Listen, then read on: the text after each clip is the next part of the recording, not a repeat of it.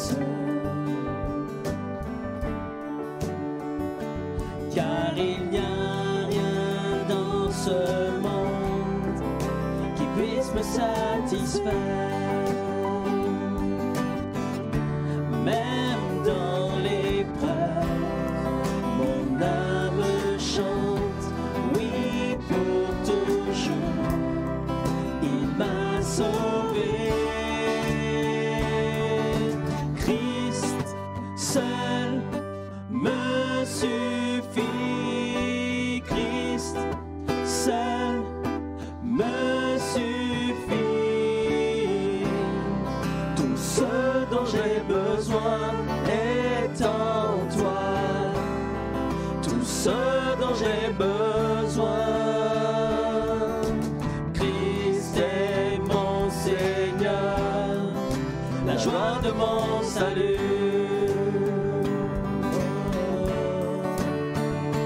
Et cet espoir est sans fin, le ciel est ma demeure.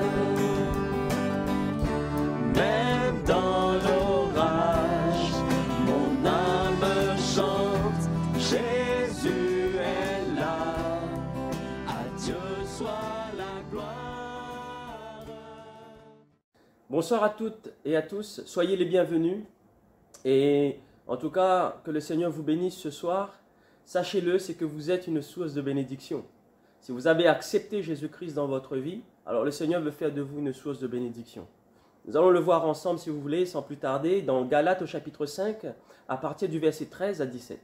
Il nous est écrit: « Frères, vous avez été appelés à la liberté. Seulement ne faites pas de cette liberté un prétexte de vivre selon la chair. Mais rendez-vous par l'amour, par la charité, serviteurs, servantes, les uns des autres. Car toute la loi est accomplie dans une seule parole, celle-ci: tu aimeras ton prochain comme toi-même. Mais si vous vous mordez et vous dévorez les uns les autres, prenez garde que vous ne soyez détruits les uns par les autres. Je dis donc, marchez selon l'esprit, et vous n'accomplirez pas les désirs de la chair, car la chair a des désirs contraires à ceux de l'esprit, et l'esprit en a de contraires à ceux de la chair.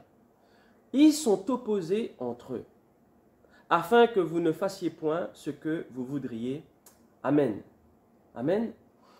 Dans ce premier verset, il nous est dit: frères, sœurs, vous avez été appelés à la liberté. Oui, si tu as accepté Jésus-Christ dans ta vie, si nous avons fait cette expérience de conversion, d'avoir cru, de croire en ce moment même que Jésus-Christ est notre Sauveur et que nous avons vraiment pris cette direction dans notre vie de le suivre, de l'aimer et d'obéir à la parole du Seigneur, alors oui, vous êtes une source de bénédiction. Mais il nous était bien écrit aussi à la suite: seulement, ne faites pas de cette liberté un prétexte pour vivre selon la chair. Amen. Notre chair nous emmène à nous centrer sur nous-mêmes. Notre chair nous emmène à rechercher nos propres besoins personnels. Mais sachez-le, c'est que le Seigneur s'en occupe de cela. Il s'occupe de notre propre nature. C'est lui il sait de quoi nous avons besoin avant même que nous demandons. Mais quand nous sommes une source de bénédiction pour les autres, vous savez ce qui se passe? Eh bien, cette source de bénédiction, elle va plutôt bénir les autres. Cette source de bénédiction va chercher vraiment les bienfaits pour les autres. Et il est vrai que c'est là où nous devenons vraiment une source pour Dieu, parce que nous avons dans notre mentalité, nous avons dans notre cœur le désir de bénir notre prochain. Et dans 1 Corinthiens, au chapitre 10, au verset 23, il nous est dit: tout est permis, mais tout n'est pas utile. Tout est permis, mais tout n'édifie pas. Alors que personne ne cherche son propre intérêt, mais que chacun cherche celui d'autrui. Amen. C'est vrai, une fois que nous sommes libres en Jésus-Christ, tout est permis, mais tout n'édifie pas. Tout ne fait pas du bien à notre âme. Tout ne fait pas du bien à nos pensées. Alors nous devrions vraiment nous centrer sur le Seigneur. Et c'est là où tout est permis, mais tout ne fait pas du bien, forcément. Parce que la vraie liberté en Jésus-Christ, la vraie liberté, c'est que nous ne sommes plus esclaves du péché. Et cette liberté, en fait, nous permet de penser aux autres, nous permet d'aider les autres. nous permet de redonner ce qu'on a reçu de Dieu. Et vous savez, notre vie est comme une source. C'est pour ça qu'on parle de source de bénédiction. Nous sommes comme une rivière, une source qui coule. Mais vous savez, une rivière, elle a toujours deux abords. Et nous, dans notre vie en tant qu'enfants de Dieu, nous avons toujours Jésus-Christ qui est le chemin, la vérité et la vie. Et nous avons l'Esprit de Dieu, le Saint-Esprit qui est là pour nous emmener. Et dites-vous bien une chose, cette rivière, si on enlève ses abords, elle devient une mare, elle va se répandre de partout. Et ce qui va se passer, c'est qu'elle n'aura plus de sens. Elle va stagner. Alors que vous voyez, même pour notre vie chrétienne, nous avons besoin de nous appuyer sur la parole de Dieu, rechercher l'Esprit de Dieu, afin que nous puissions être conduits, être dirigés et être cette source que Dieu va guider pour bénir les autres. Sommes-nous en paix avec notre prochain? Il est clair et net, frères et sœurs. Nous ne pouvons pas être une bénédiction si nous sommes en porte-à-faux avec quelqu'un, si nous ne sommes pas en paix avec les autres. Ce n'est pas possible d'être une bénédiction si nous ne sommes pas en paix. Et c'est pour ça, au verset 14 du texte que nous avons lu dans Galates 5, il est écrit « Car toute la loi est accomplie dans une seule parole. Tu aimeras ton prochain comme toi-même. » Et oui, il est clair et net que nous ne pouvons pas aimer les autres si dans notre cœur nous avons la haine, de la colère. Et si nous ne sommes pas en paix, nous ne pouvons pas aimer. Et c'est pour ça qu'il est dit, mais aime comme toi-même, c'est-à-dire l'amour que nous avons à l'intérieur de notre cœur, nous devrions le redonner aux autres. Mais s'il y a de la colère à l'intérieur, frères et sœurs, nous devrions prier. Prier pour que le Seigneur enlève cette colère et que son amour vienne inonder notre cœur. Vous savez pourquoi?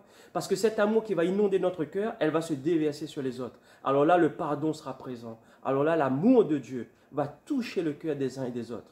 Nous ne sommes pas là pour condamner les uns les autres, mais nous sommes là pour apporter l'amour que Dieu nous donne. Vous prenez l'exemple du fils prodigue. Malgré tout ce qui s'est passé, le Père l'a recueilli les bras ouverts, avec de l'amour. Il n'a pas questionné son fils sur tout ce qui s'est passé en arrière, mais il l'a pris. Et en fait, il est parti vraiment dans une vision du futur, en lui disant maintenant, on va manger ensemble, on va se réjouir ensemble parce que tu es revenu. Et dans 1 Jean chapitre 4, à partir du verset 20, il nous est écrit, si quelqu'un dit « j'aime Dieu », est-ce que vous aimez le Seigneur? Eh bien, si vous aimez le Seigneur, ce verset, il est pour vous, il est pour moi. Si quelqu'un dit « j'aime Dieu » et qu'il haït son frère, c'est un menteur. Car celui qui n'aime pas son frère qu'il voit, comment peut-il aimer Dieu qu'il ne voit pas?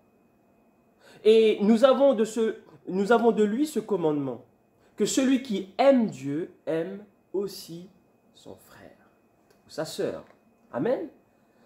Sommes-nous prêts à prier pour ceux qui sont tombés, pour ceux qui sont repartis en arrière, pour nos frères et sœurs qui ont abandonné le chemin de la foi?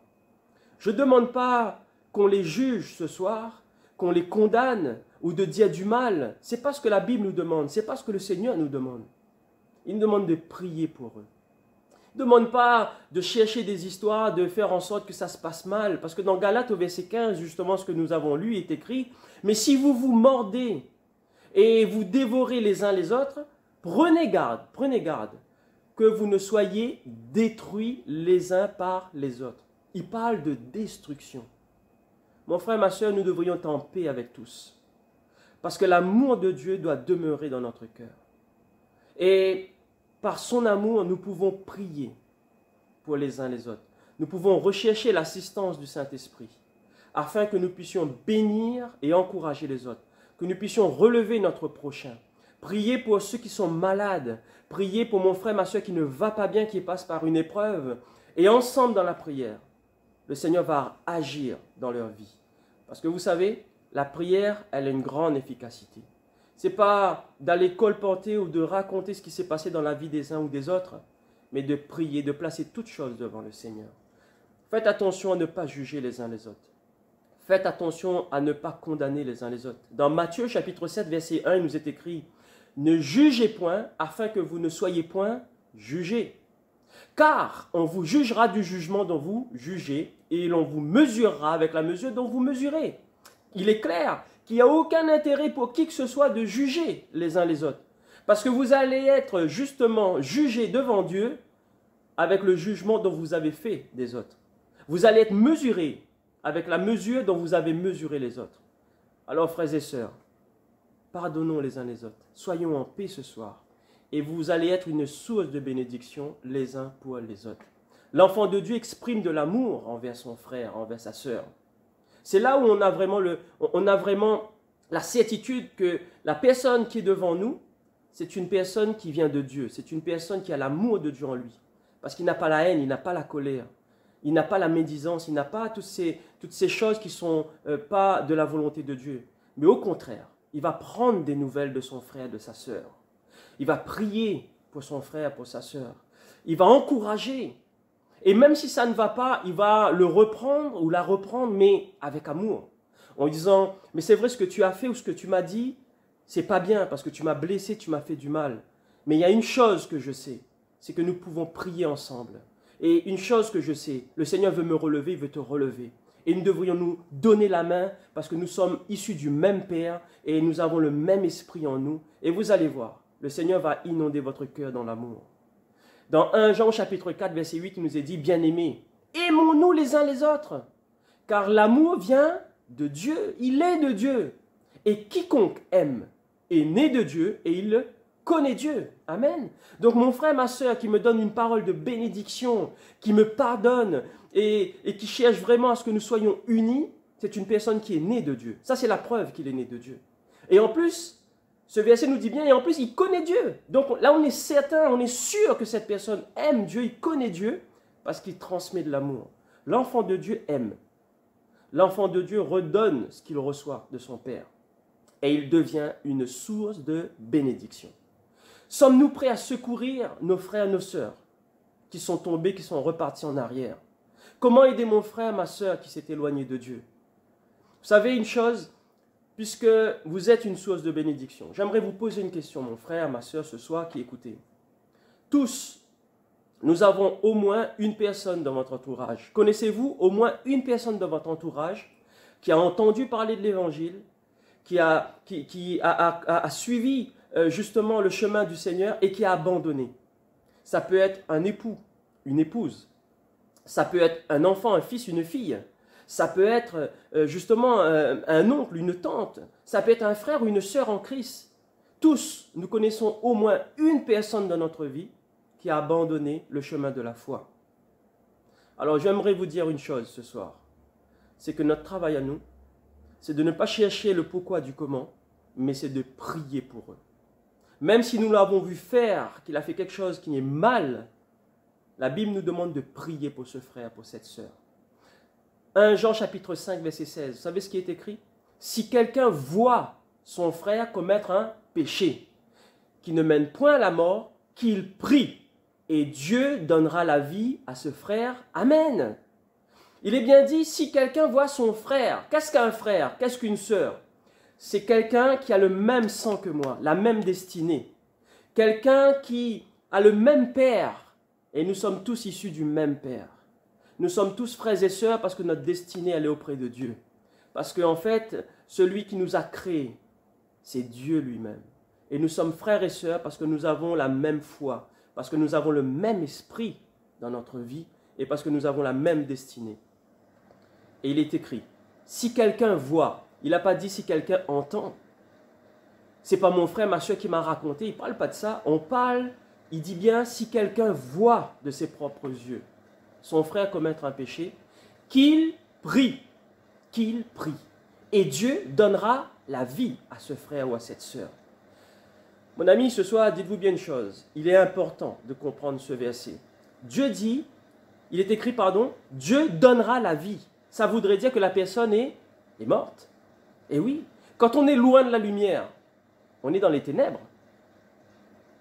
Quand on est loin de la vie, on est dans la mort, malheureusement. Donc il s'agit quand même de quelque chose, quand même d'important. Mais avez-vous foi ce soir en Dieu? Avez-vous foi que le Seigneur peut ramener notre frère, notre soeur, notre épouse, notre époux, notre enfant? Eh bien, prions ce soir pour eux. Ce verset me dit, prie, et Dieu donnera la vie. Amen. Dans Jacques chapitre 5, verset 19, il nous est écrit, mes frères, si quelqu'un parmi vous, frères, sœurs, si quelqu'un parmi vous, vous voyez, on parle de la famille de Dieu. Nous sommes frères et sœurs, et il dit si quelqu'un parmi vous, on ne parle pas des étrangers là, on parle parmi nous, s'est égaré loin de la vérité, et qu'un autre l'y ramène, qu'il sache que celui qui ramène un pécheur de la voie où il s'est égaré, sauvera une âme de la mort et couvrira une multitude de péchés. Amen. S'il est loin de la vérité, si mon frère, ma soeur est loin de la vérité, ça voudrait dire qu'il est près du mensonge. Qui est le père du mensonge? C'est Satan lui-même. Et vous voyez qu'il est important pour nous de prier pour eux, afin que Dieu les ramène, afin que leur âme puisse être sauvée. Prions pour ceux qui ont abandonné le Seigneur. Prions pour ceux qui se sont éloignés. Prions pour ceux qui passent par des épreuves, des moments compliqués, difficiles, où dans leur mémoire, ou dans leur pensée, dans leur cœur, ils cherchent, ils doutent et ils pensent pouvoir ne pas tenir. Alors nous allons intercéder pour eux, nous allons prier pour eux. Amen. Parce que vous êtes une source de bénédiction que Dieu va utiliser pour eux. Sommes-nous prêts à pardonner nos frères, nos sœurs? Eh oui, parce que si nous ne pardonnons pas, mon frère, ma soeur, si tu ne pardonnes pas, tu es perdu. Le non-pardon nous emmène à la perdition. Parce que si nous ne pardonnons pas, ça voudrait dire qu'à l'intérieur, il n'y a pas l'amour. Et l'amour est né de Dieu, il connaît Dieu. Il dit dans ce verset que nous avons lu, il est écrit, car l'amour vient de Dieu. Donc si vous avez de la colère dans votre cœur, si vous ne voulez pas pardonner, eh bien vous n'avez pas Dieu dans votre vie, c'est votre chair qui domine. Alors commençons par des choses simples, commençons par pardonner. Être sûr que dans notre cœur, dans notre vie, nous sommes vraiment libres de toutes ces choses et que Jésus-Christ pourra agir. Sommes-nous prêts à pardonner nos frères et nos sœurs? Et dans Luc chapitre 6, verset 37, il nous est dit, « Ne jugez point et vous ne serez point jugés. Ne condamnez point et vous ne serez point condamnés. Absolvez et vous serez absous. » Amen. Notre but, c'est pas de juger, c'est pas de condamner, mais c'est de prier. C'est de prier parce que nous avons l'Esprit de Jésus-Christ en nous, parce que nous avons la présence de Dieu en nous. Et dans le verset 16 de Galates chapitre 5, il nous est écrit, « Je dis donc, marchez selon l'Esprit, et vous n'accomplirez pas le désir de la chair. » Amen. Parce que la chair, c'est quoi? C'est la colère, c'est le désordre, c'est le jugement, c'est la critique, c'est le non-pardon, c'est le mal-être. Mais l'amour de Dieu, c'est le pardon. C'est vraiment de chercher à aimer, à bénir, à encourager, à ne pas pointer du doigt ce qui ne va pas, mais à dire, Seigneur, tu peux rétablir toutes choses, et que mon frère, ma soeur puisse revenir, et que nous puissions nous réjouir ensemble, comme le Père qui a accepté son Fils, qui a recueilli son Fils, le Fils prodigue. Et bien nous, c'est pareil. Nous voulons bénir nos frères, nos sœurs. Ceux qui se sont éloignés, ceux qui passent par des épreuves, nous voulons prier pour eux. Amen. Parce que vous êtes des sources de bénédiction. Et vous savez ce que c'est qu'une bénédiction? Vous savez ce que c'est que la bénédiction? La bénédiction, en fait, c'est une grâce qui est accordée par Dieu. La bénédiction, c'est une grâce qui est accordée par Dieu. Donc, si vous êtes une source de bénédiction, ça voudrait dire que vous êtes une grâce que Dieu a accordée à ceux qui vous entourent. Amen. Alors, réjouissez-vous ce soir de pouvoir être utile entre les mains de Dieu et de pouvoir bénir les autres. Dans Proverbe au chapitre 10, verset 22, il est écrit, « C'est la bénédiction que l'Éternel... c'est la bénédiction de l'Éternel qui enrichit. C'est la bénédiction de l'Éternel qui enrichit. Et il ne fait suivre d'aucun chagrin. » Amen. Alors vous voulez être une bénédiction pour votre couple, pour votre famille, pour vos enfants, pour vos frères et sœurs. Priez ce soir. Méditez la parole et dites, Seigneur, oui, utilise-moi. Je veux être vraiment une source de bénédiction les uns pour les autres. Et dans Galates au chapitre 5, toujours au verset 24, il nous est écrit, « Ceux qui sont en Christ ont crucifié la chair avec ses passions et ses désirs. » Nous ne vivons plus pour nous-mêmes, par nous-mêmes, mais nous voulons vraiment bénir les autres. Nous voulons être cette lumière que Dieu a choisie. Nous voulons être ce sel que Dieu veut donner du goût aux autres. Et mon dernier verset ce soir, pour vous encourager, il est écrit, Luc au chapitre 6, verset 31, « Ce que vous voulez que les hommes fassent pour vous, eh bien faites-le de même pour eux. » Amen. Ce que vous voulez que les autres fassent pour vous, eh bien faites-le pour eux. Dans votre vie, quand ça ne va pas, vous voulez que les autres prient pour vous? Vous voulez que l'Église intercède pour vous? Vous pouvez que vos frères et sœurs vous envoient un petit texto de bénédiction, vous encouragent avec des versets? Eh bien, faites-le pour eux. Faites-le dès maintenant pour eux. Amen. C'est vrai, nous avons la parole de Dieu, les pasteurs, ils prêchent, on apporte l'évangile, on a des chants, etc. C'est très bien. On peut envoyer des liens, il n'y a pas de souci à cela. Mais vous savez une chose, un texto qui vient personnellement de votre part, pour votre frère, votre sœur, qui passe par une épreuve ou qui a abandonné le Seigneur, eh bien, le Seigneur va vous utiliser, va utiliser vraiment cette pensée dont vous avez de bénir, d'encourager, eh bien, pour lui montrer qu'en fait, on ne l'a pas oublié. Et peut-être que cette personne elle a besoin de ce message ce soir justement de votre part pour lui dire « Reviens, nous sommes là pour t'accueillir, nous t'aimons. Nous voulons vraiment que le Seigneur vraiment te relève. » Et n'oublions jamais, quand une personne tombe, il y a tout son entourage qui va avec, qui souffre avec lui. Alors, il ne s'agit pas d'une seule âme, mais il s'agit de plusieurs âmes que le Seigneur veut mettre sa main dessus et qui veut les ramener dans le troupeau, veut les ramener avec nous, afin que nous puissions ensemble être unis. Amen. Soyez des sources de bénédiction. Et je suis sûr et certain que le Seigneur a déjà commencé un travail dans votre vie, dans votre cœur. Alors bénissez les uns les autres. Que le Seigneur vous encourage, mes frères et sœurs. Bonne soirée à vous. Amen.